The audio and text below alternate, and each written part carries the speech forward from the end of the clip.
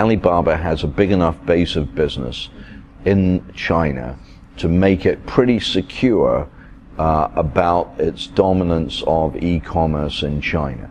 There are, of course, other companies that are significant companies like JD, for example, but I think that Alibaba is strong enough domestically to warrant now going international.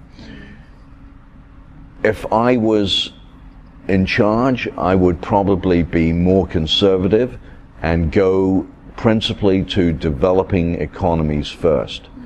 But if I'm faced with the fact that I've raised $24 billion in a public offering and my shareholders expect me to do something with that, just starting an e-commerce business in Indonesia is not going to be enough, either to absorb the $24 billion or to satisfy the shareholders.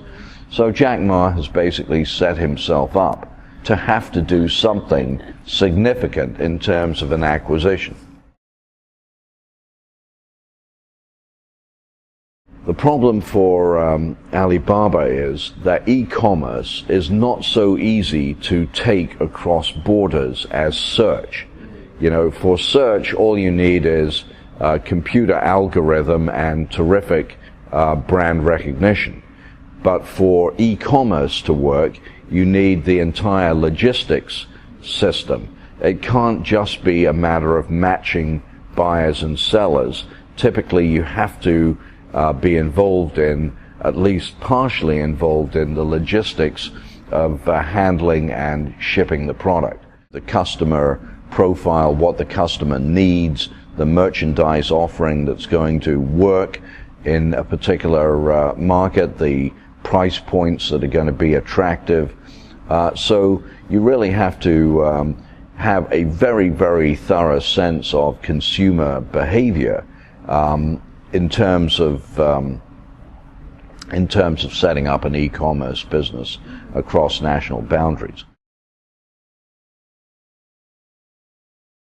Well, there's tremendous cumulative expertise, obviously, in e-commerce from the China market, and Chinese consumers are very discriminating, very price sensitive, and of course many innovations, including group buying and the Taobao mall concept. All of these kind of aspects of e-commerce Alibaba style are actually invented by Alibaba and quite unique.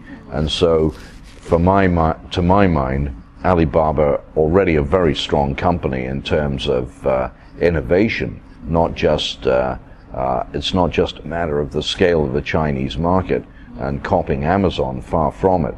There's innovation and insight that they have developed themselves.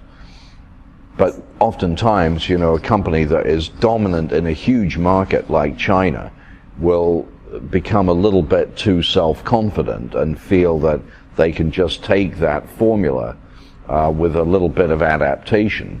And sometimes it's not going to work, especially in developed markets like the US, which is a very tough market to crack, probably second only to China as being the toughest market in the world to get into.